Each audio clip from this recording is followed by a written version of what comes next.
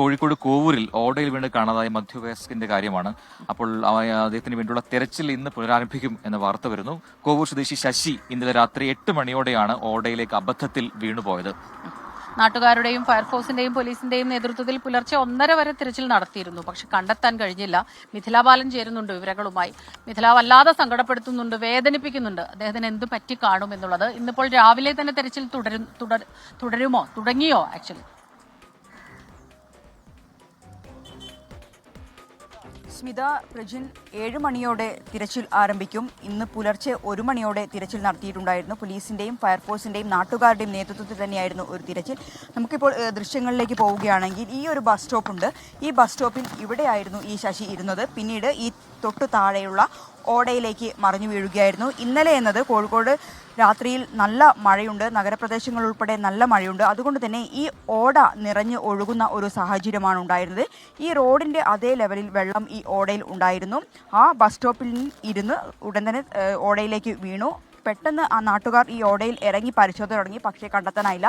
പല ഭാഗങ്ങളിലായി 3 കിലോമീറ്റർ ദൂരത്തിൽ നാട്ടുകാരുടെയും പോലീസിൻ്റെയും ഫയർഫോഴ്സിൻ്റെയും നേതൃത്വത്തിൽ പരിശോധന നടത്തിയിട്ടുണ്ട്. ഇവിടെ കുറച്ച് ആളുകൾ ഇന്നലെ രക്ഷാപ്രവർത്തനത്തിൻ്റെ ഭാഗമായ ആളുകൾ ഇവിടെയുണ്ട്. നമുക്ക് അവരോട് തന്നെ ചോദിച്ചു നോക്കാം എങ്ങനെയാണ് ഈ ഒരു രക്ഷാപ്രവർത്തനം നടത്തിയതെന്ന്. ഇന്നലെ രക്ഷാപ്രവർത്തനത്തിൽ ഉണ്ടായിരുന്നല്ലോ അല്ലേ? എത്ര ദൂരം നിങ്ങൾ പരിശോധന നടത്തി? ഇവിടുന്ന് പാലായി വരെ നടത്തിയിട്ട് ഓവിലിറങ്ങിയിട്ട് വന്നു. ആ സമയത്ത് ഇറങ്ങാൻ കഴിഞ്ഞില്ല, വെള്ളം വലിഞ്ഞേരാണ് ഇറങ്ങി. ആ സമയത്ത് ആരിറങ്ങിക്കാന്ന് വെച്ചാൽ ഫുള്ള് വെള്ളമാണ്. കൊടുത്ത് നല്ല മഴയായിരുന്നു, ശക്തമായ മഴയാണ്.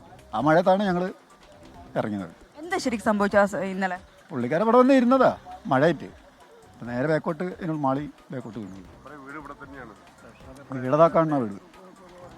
പല ടീമായിട്ട് 3 ഭാഗങ്ങളിലായിട്ട് എങ്ങനെയായിരുന്നു ഇന്നലെ ഒരു രക്ഷാപ്രവർത്തനം? എല്ലാവരുടെ കൂട്ടായ്മ ഒറ്റ കൂട്ടായ്മയിൽ ഈ ഒരൊറ്റ ട്രെയിനേജേ ഉള്ളൂ. എല്ലാവരും കൂടെ ഇതിൽ തന്നെ. ഫയർഫോഴ്സൊക്കെ വരുന്നതിന് മുന്നേ ഞങ്ങളൊരു ട്രിപ്പ് ആദ്യം പല വരെ പോയിക്കുന്നത്. പക്ഷെ അന്നേരം ഇറങ്ങാൻ കഴിയില്ല, അമ്മാതിരി വെള്ളം. ഇറങ്ങുന്ന ആളും മിസ്സാവും. ഞങ്ങൾ വലിയ വലിയ കമ്പ് ഇതൊക്കെ എടുത്തിട്ട് ഒക്കെ ട്രെയിനിൽ അവിടെ കുത്തി നോക്കുന്നത്. പിന്നെ ഫയർഫോഴ്സ് അന്നേരം സ്ലാബൊക്കെ ഇളക്കി അതിന് ക്യാപ്പ് കൂടെ ഒക്കെ ഇറങ്ങിയിട്ട് ഇരുന്നു. എവിടെയും കിട്ടിയില്ല. എങ്ങോട്ടാ ഈ ഓടെ എത്തുന്നത്? എങ്ങോട്ടാ? ഇവിടെ മാമ്പഴക്ക് അവിടേക്ക് എത്തും. ഹൈലൈറ്റിൻ്റെ അവിടെ എത്തും. ഹൈലൈറ്റിൻ്റെ അവിടെ നിന്ന് മാമ്പഴക്ക് ചേരും. അതുവരെ ഈ ഇതേമാതിരി ഒരു ഡ്രൈനേജാണ്. നല്ല ഒഴുക്കുണ്ടായിരുന്നു. ഇന്നലെ നല്ല മഴയാണ്, നല്ല ഒഴുക്കുണ്ടാവും. സാധാരണ മഴ പെയ്താൽ നല്ല ഒഴുക്കവിടെ. ചിലപ്പോൾ ഈ റൂട്ടിലൊക്കെ വെള്ളം ഒഴുകും. പ്രജിൻ, ഇതാണ് ഇന്നലെ ആ ഒരു സമയം മുതൽ രക്ഷാപ്രവർത്തനത്തിൽ ഏർപ്പെട്ടുള്ള ഇവിടുത്തെ പ്രദേശവാസികളാണ്, നാട്ടുകാരാണ്. അവരുടെ വാക്കുകളാണ് ഇപ്പോൾ കേട്ടത്.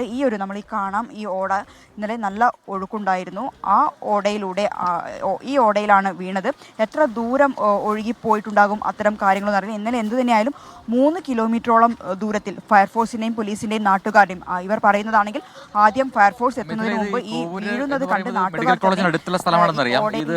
ഈ എവിടെയാണ് ഈ ഓട വരുന്നത്? ഇത്രമാത്രം ഒഴുക്കുള്ള ഓട ആ മേഖല എവിടെയാണിത്?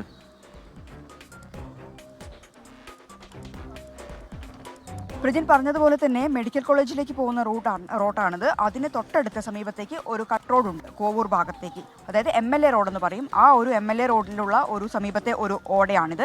ഈ ഓടയിലാണ് ഇന്നലെ ശശി വീണത്. 58 വയസ്സുണ്ട്. ഇന്നലെ ആ സമയം മുതൽ തന്നെ എല്ലാവരും പരിശോധന നടത്തിയിട്ടുണ്ട്. വലിയ രീതിയിൽ ഇന്നലെ നഗരത്തിൽ ഉൾപ്പെടെ വലിയ രീതിയിലുള്ള മഴയുണ്ടായിരുന്നു. ഈ കോവൂർ ഉൾപ്പെടെയുള്ള മേഖലകളിൽ വെള്ളക്കെട്ട് ഉണ്ടാകുന്ന ഒരു പ്രദേശം കൂടിയാണ്. അതുകൊണ്ട് തന്നെ ഈ ഓടയിലെല്ലാം തന്നെ വലിയ രീതിയിൽ വെള്ളം നിറഞ്ഞ് ശക്തമായി ഒഴുകി. ഇപ്പോഴും നമുക്ക് ഈ ദൃശ്യങ്ങൾ കാണാം. ഇപ്പോഴും ഈ ഓടയിൽ വെള്ളമുണ്ട്, നല്ല ഒഴുക്കുണ്ട്.